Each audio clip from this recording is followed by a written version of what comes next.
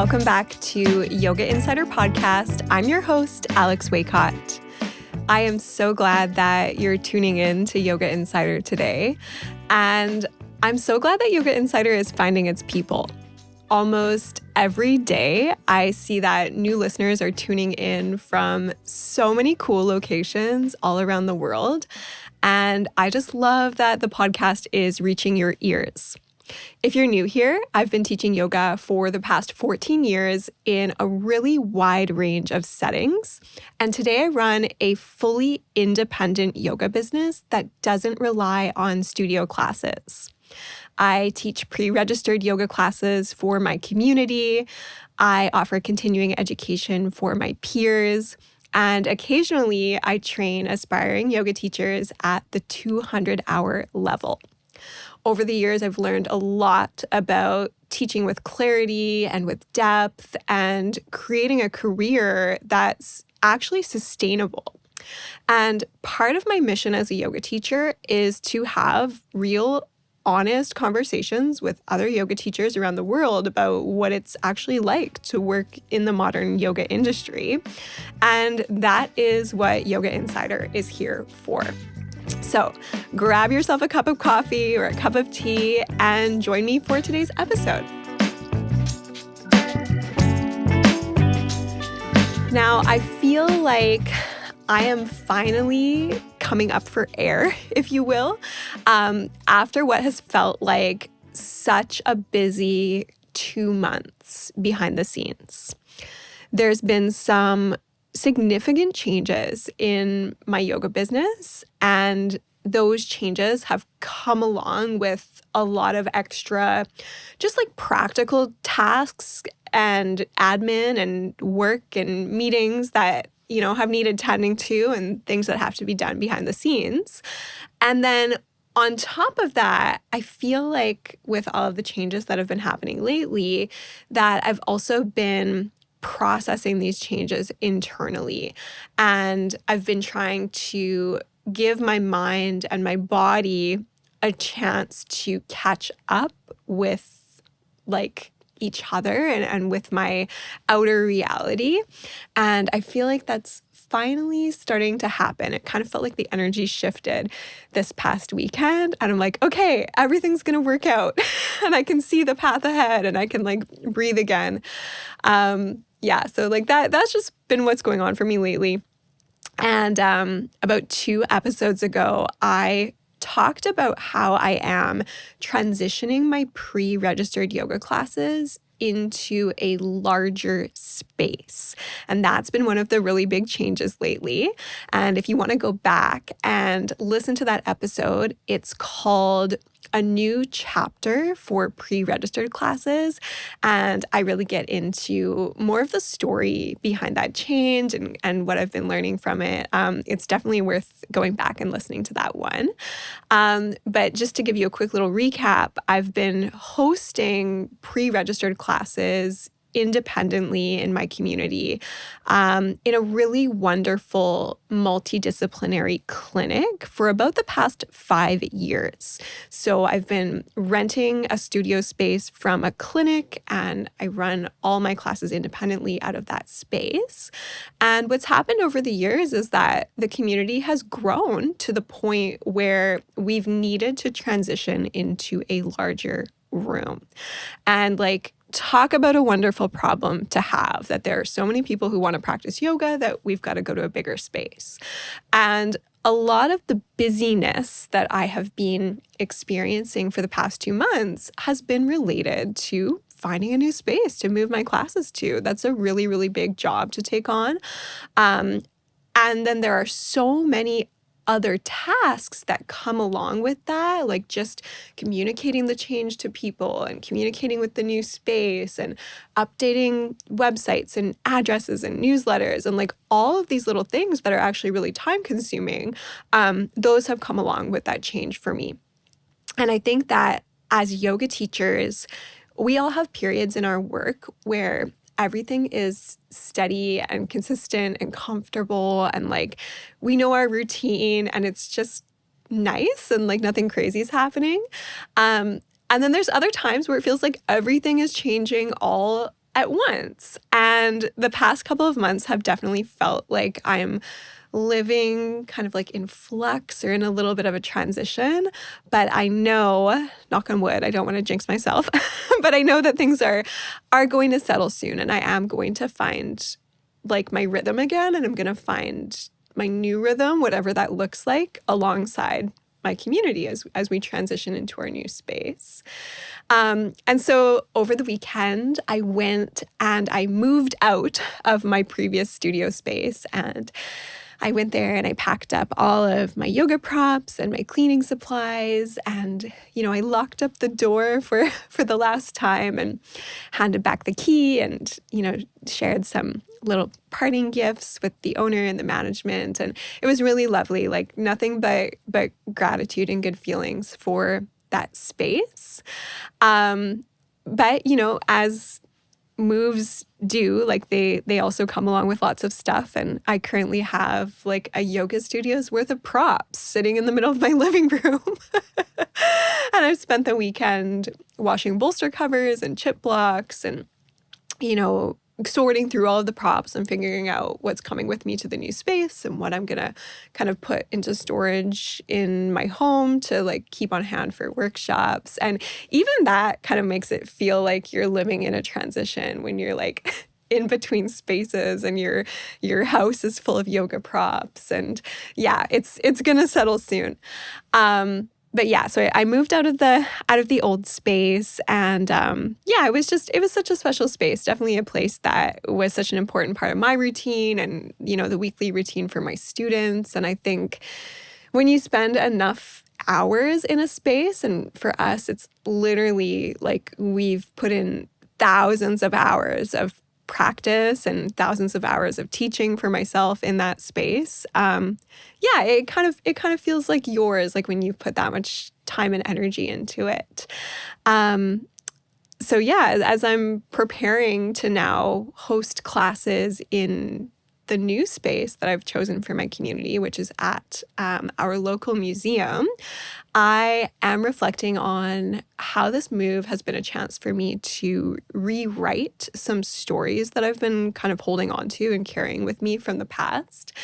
And myself and my community members have experienced a lot of yoga studios coming and going over the years. And I think whenever we lose a space that has been important and familiar to us, like as part of our routine, it can feel a bit disorienting when you find out that that space is no longer. And from a teacher perspective, if you've gone through a studio closing, it usually comes along with a lot of really big feelings. And some of those feelings might be you wondering where you're going to teach next or how you're going to replace those classes that you've lost. And then you're also typically holding a lot of space for students who are also having big feelings and might be feeling blindsided by the change or frustrated by the change.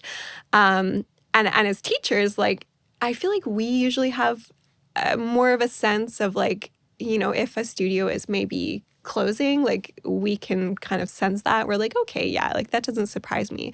But a lot of times our students are not privy to the inner workings of these situations. And so when they find out that something's shifting or changing or closing, it's a lot more surprising to them.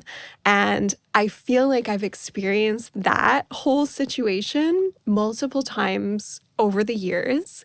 And what's been so nice is that this move has felt really different. And I feel like I had a lot of autonomy with this move because it was partially my choice to find a bigger space. And part of it was also that the lease was ending on our current space. But I got to choose the place that we were moving into. And I got to choose how I told my students about the move, when I told them about it. I got to give everyone time to process the transition and ask questions and bring me their concerns. And what it feels like is that we are all going on this really positive new journey together as we move into a new space. And we're grateful for our previous space and everything that it held for us. And we can also look forward to our new space and see it as a sign of growth and abundance, and go there with the understanding that change was necessary and like classes have grown and this is what's required in order for our community to keep going and to keep thriving. So we had our final classes in the clinic space last week, and they were truly just normal yoga classes. I chose not to do any sort of dramatic like ceremony or final class in that space just because it's really not my style. I'm not into the extra drama. And what it comes down to is that like this week, we will carry on as usual and we'll go into our new space, but pretty much everything stays the same. Like the yoga stays the same, the community stays the same. We have space to welcome new members to the community, which is really exciting. And it's really just about the feeling and the yoga more than anything. It's not really about the space at the end of the day. And I think it's important to remember and like tell our students as well that yoga can happen anywhere. Like we can practice anywhere, and the practice is something that transcends time and space, right? So there's no need to get attached to specific spaces. There's no need to put so much emphasis on like aesthetics or the way that things look. It's like we can do this anywhere. And that's really cool. And so I think rather than seeing this as like the end of an era, I am trying to see it as an evolution and like a natural evolution. And I'm really proud of myself and my community for growing to the point where this change became necessary. So that's been like one of the really, really big things that's been going on for me behind the scenes. And it feels like things are finally going to settle and we're going to find our rhythm, as we move into the local museum this week. And then along the same lines, since I've been talking about change, another recent development in my yoga business is that I was invited to become a yoga ambassador for Lululemon. And I feel like I've been almost like keeping this a little secret from my community, which is hard to do. But the folks at my local Lululemon store have been in conversation with me for almost 6 months. And it's been really special to get to know them and understand more of like their mission and their values, what they're about, what they do to support the local community. And so I've been spending time with them, having meetings with them, going for coffee with them. I got to join them for like a team sweat, like a workout at a local spin studio. And, throughout all of this, it has certainly sounded like ambassadorship was a possibility, but you just never know for sure until you get the ask, right? And so I didn't feel like it was my place to say anything or tell anyone in my community like, hey, I've been having these really interesting, inspiring meetings with Lululemon, because I didn't want to go out there and say all that. And then, maybe they decide that you're not the fit, like to be ambassador, right? Like there's hundreds of yoga teachers that they can choose from. But a couple of weeks ago, Lululemon ended up coming to my yoga class, and they have taken some of my yoga classes, before up until this point. And they asked if I would like to be their yoga ambassador. And of course, I said yes. So for my international listeners, I live about an hour away from Vancouver, Canada. And Lululemon was founded in Vancouver in 1998. So it's a brand that I really grew up with because it has been so popular here on the West Coast for like my entire life, like since I was a kid. And I've actually watched some of my absolute favorite like yoga teachers of all time become Lululemon ambassadors. And I think what's special is that I actually used to teach community yoga classes for Lululemon about 7 years ago, I want to say. I might be off by a year. Maybe it was 8 years ago. But back then, when I was hosting those classes for them, there wasn't an ambassador program in my geographical region. And so, I felt like I'd had my nice time with Lululemon, and I always enjoyed hosting those classes and seeing the crowd that would come out every weekend. But I hadn't really thought like much about ambassadorship beyond that, especially because it was so long ago that I was doing those classes for them. And now that I've had, like, again, just a little bit of time to reflect, not very much time, but it feels like the ambassadorship has shown up at a really great time in my career, to be honest. I've matured as a yoga teacher. I know what I have to offer. I can hold a room.